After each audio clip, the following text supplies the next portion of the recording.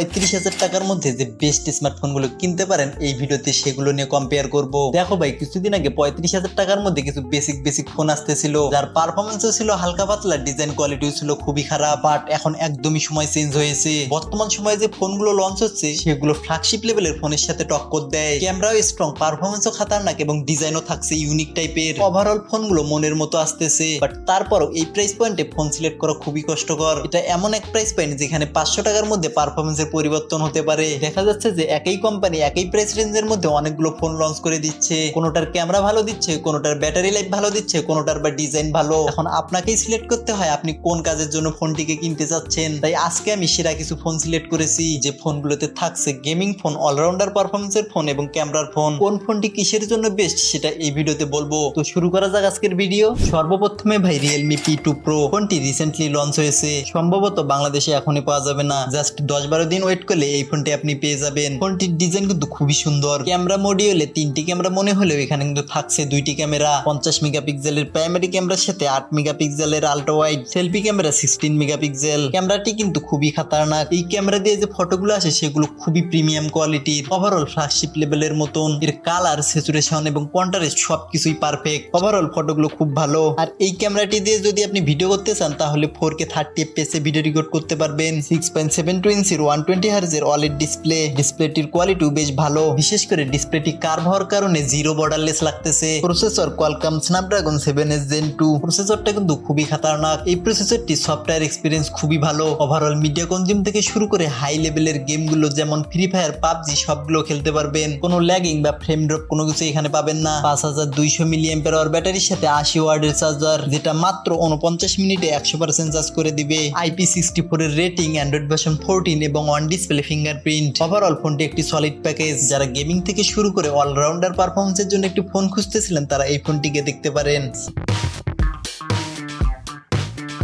নেক্সটে ভাই আমাদের লিস্টে Poco X6 Pro। যারা উড়াধুরা গেমিং থেকে শুরু করে হাই লেভেলের মিডিয়া কনজিউম করেন তাদের জন্য এই ফোনটি একদম বেস্ট হবে। এই ফোনটিকে তৈরি করাই হয়েছে মূলত গেমারদেরকে টার্গেট করে। গেমিং এক্সপিরিয়েন্স ভালো দেওয়ার জন্য MediaTek Dimensity 8300 আলট্রা প্রসেসর ব্যবহার করা হয়েছে। প্রসেসরটি খুবই strong. Overall BGMI, free fire, পাবজির মতো গেমগুলো ম্যাক্স সেটিং এ হাই FPS এ খেলতে পারবেন। কোনো ধরনের কোনো ফ্রেম ড্রপ এবং ল্যাগিং ইস্যু নেই। 6.67 ইঞ্চির 120 হার্জের OLED ডিসপ্লের কোয়ালিটি কিন্তু খুবই ভালো।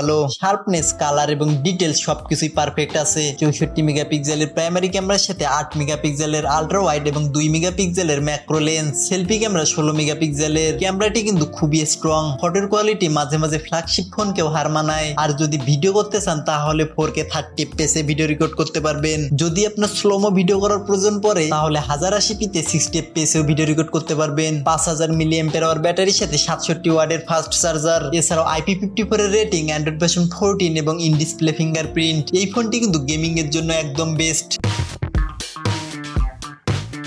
তো লাস্টে ভাই আমাদের লিস্টে Nothing Phone 2a। দেখো ভাই, আমাদের মধ্যে অনেকে আছে রেগুলার ফোনগুলো কিনতে কিনতে একদম বোরিং হয়ে গেছে, ইউনিক টাইপের ফোন খুঁজে থাকে। তাদের জন্য বলবো এই ফোনটি একদম বেস্ট। দেখতে যেমন রেগুলার ফোনগুলো থেকে আলাদা, তেমনি এর পারফরমেন্স রেগুলার ফোনগুলো থেকে আলাদা। এই ফোনটির পারফরমেন্স স্ট্রং করার জন্য থাকছে MediaTek Dimensity 7200। ফ্রি ফায়ার, পাবজির মতো গেমগুলো স্মুথলি খেলার সঙ্গে সঙ্গে ব্যাটারি লাইফও সাশ্রয় করে। 6.7 ইঞ্চির 120 হার্জের AMOLED ডিসপ্লের কোয়ালিটিও কিন্তু খুবই ভালো। ওভারঅল ডিটেলস, কালার সবকিছুই পারফেক্ট থাকতেছে। 50 মেগাপিক্সেলের প্রাইমারি ক্যামেরার সাথে 50 মেগাপিক্সেলের আল্ট্রা ওয়াইড সেলফি ক্যামেরা 32 মেগাপিক্সেলের। বুঝতে পারছেন এই ফোনটির ক্যামেরা কোয়ালিটি কতটা ভালো। এই ফোনটির যে ফটোর কোয়ালিটি সেগুলো ফ্ল্যাগশিপ লেভেলের ফোনের মতন। কেউ বলতে পারবে না এটা এই ফোনের ফটো নাকি ফ্ল্যাগশিপ লেভেল ফোনের ফটো। যদি আপনার ভিডিও করার প্রয়োজন পড়ে তাহলে 4K 30 fps এ ভিডিও রেকর্ডও করতে পারবেন। ওভারঅল ক্যামেরার কোয়ালিটি খুব ভালো। 5000 mAh ব্যাটারির সাথে 45 ওয়াটের চার্জার। এছাড়াও IP54 এর রেটিং এর সাথে অ্যান্ড্রয়েড ভার্সন 14 এবং ইন ডিসপ্লে ফিঙ্গারপ্রিন্ট। ওভারঅল ফোনটি একটি অলরাউন্ডার পারফরমেন্সের ফোন, জাস্ট শুধু একটু প্রাইস বেশি।